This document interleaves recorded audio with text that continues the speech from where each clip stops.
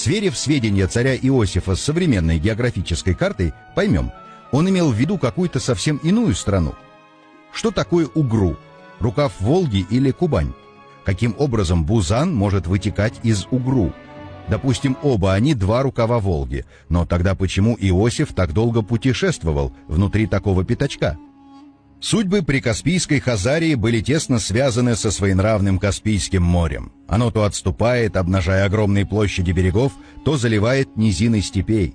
Сейчас уровень его вод примерно на 26 метров ниже поверхности Мирового океана. А каким был Каспий в эпоху Хазарии?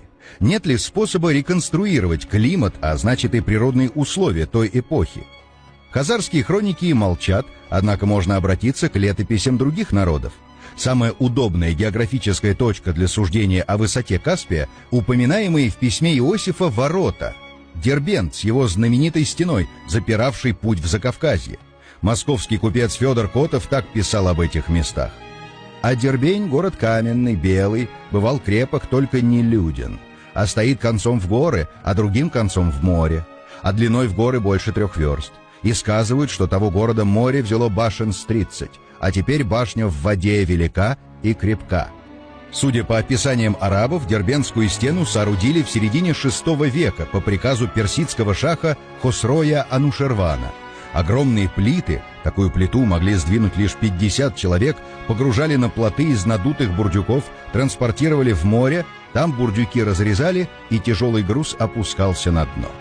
Следовательно, в пору зарождения хазарского государства уровень Каспия был намного ниже, чем сейчас, и огромные площади, залитые ныне морем, были тогда сушей.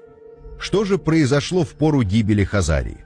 Каспий продолжал наступать на берега. Уже в X веке Дербентская стена была затоплена на протяжении 300 метров.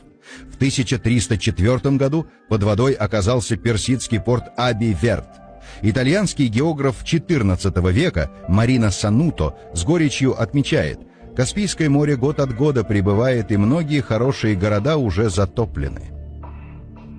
Да, драма Хазарии связана с Каспием. Еще в VII веке Каганат владел огромными площадями плодородных земель. Обмелевшая Волга распадалась в дельте на множество протоков, непроходимых для кораблей. Хазары, прятавшиеся в густых камышах среди болот, были полновластными хозяевами Волжского пути. По многоводной Волге приходят на своих кораблях отважные русские воины. Святослав легко завоевывает хазарские города. Но владеть ими он уже не может. Постепенно они становятся добычей моря.